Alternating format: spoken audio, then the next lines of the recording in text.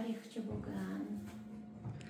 Shu O'zbekiston tarixida beqiyos xizmat ko'rsatgan, iz qoldirgan, chuqur iz qoldirgan, ham sanoati, ham iqtisodi, madaniyati, tarixi, adabiyotiga hissa qo'shgan buyuk arbob Sharof Rashidovning uy muzeylaridamiz. Juda ko'p xonalar, juda ko'p qiziqarli eksponatlar bor. Lekin meni mana bu eksponat diqqatimni tortdi. Sharof Rashidov ustida ehtimol bunaqa kiyim ko'rmagandirsiz yoki shunaqa rasm ko'rmagandirsiz, lekin bu frak Sharof Rashidovga tegishli.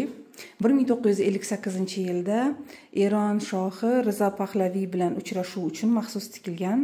Bu Eron shohi Rizo Pahlaviyning shunaqa bir an'anasi bo'lgan ekan, yoniga qabuliga kirgan odamlar frak kiyib kirishi kerak bo'lgan. Juda ham yevropalashgan, esingizda bo'lsa, juda ham hashamatga berilgan, juda chiroyli tadbirlar o'tkazgan va mana shu tadbir uchun 58-yilda Sharof Rashidov maxsus frak tiktirib borganlar. Chunki bilamiz, Sharof Rashidov nafaqat O'zbekiston siyosatida, balkim butun Sovet ittifoqini tashqi siyosatida ham katta rol o'ynaganlar. Barcha Sharq davlatlari, Osiyo, Afrika davlatlari, Hindiston bilan, Eron bilan qanaqa muzokaralar, diplomatik aloqalarni olib borish aynan Sharof Rashidov orqali bo'lgan.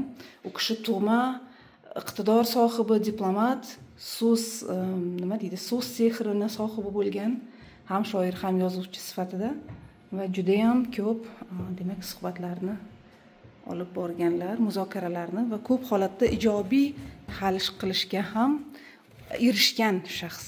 Mana bu kutubxonalari Sharof Rashidov ziyoli insonligini mana shu kitoblar majmuidan ham ko'rishimiz mumkin. Va bu kitoblar faqatgina bu xonada emas, boshqa bir necha xonada ham kishining kitoblari mavjud. Mana bu yerda farzandlari, oilasiga oid lavhalar.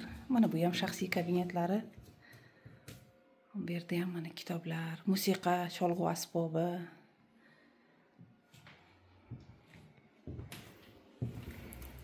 Xitoyda qo'shimchalar bilan, Eronda hammasi qiziqarli bilan.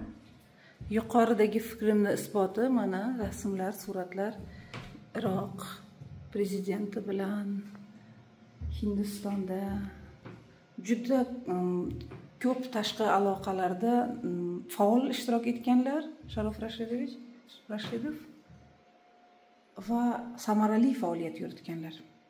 U kishini aurasi, xarakteri, muomalasi, so'z sehri deymizmi, bu kishi bilan uchrashgan, suhbat qilgan odamlar yoqtirib qolib, qayta O'zbekistonga, Toshkentga kelishni xohlagan ekan, jumladan Yuriy Gagarin.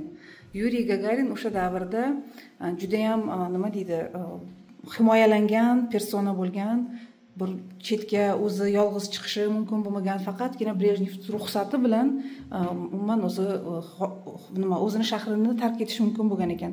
Lekin bir marta Hindistonga borib, qaytishda Toshkentga kirganlarida Sharof Rashidovni ham, Toshkentni ham shu qadar yoqtirib qolgan ekanlarki, O'zbekistonda undan keyin 6 marta tashrif buyurgan ekan Gagarin.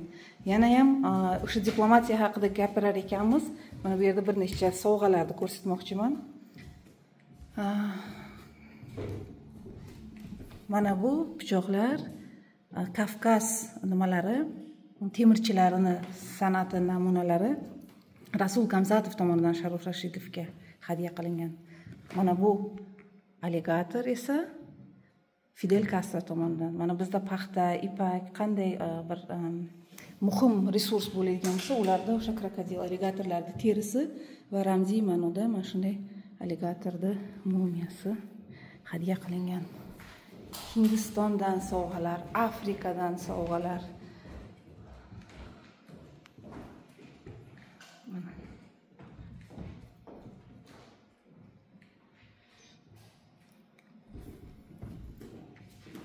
Sharof Rashidov Fidel Castro bilan ham suhbatlashgan, uchrashgan. O'sha Karib krizisi haqida eshitgan bo'lsangiz, Karib krizisini ijobiy hal bo'lishida Sharof Rashidovning o'rni bor.